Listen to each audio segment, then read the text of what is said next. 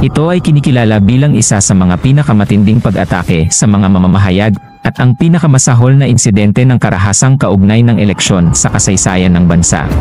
Ang kwento sa likod nito ay malalim na nakaugat sa tunggalian sa politika, alitan ng mga angkan, at matinding katiwalian.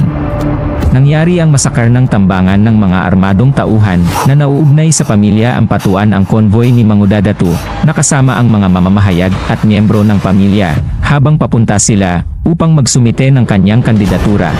Inakala ni Mangudadatu na ligtas ang kanyang asawa at mga kapatid na babae sa paniniwalang hindi sasaktan ang mga kababaihan.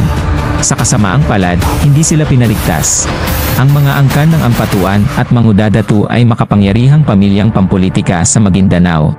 Si Andal Ampatuan Sr., isang matagal ng gobernador at itinuturing na political kingpin, ay may napakalaking impluwensya sa rehiyon.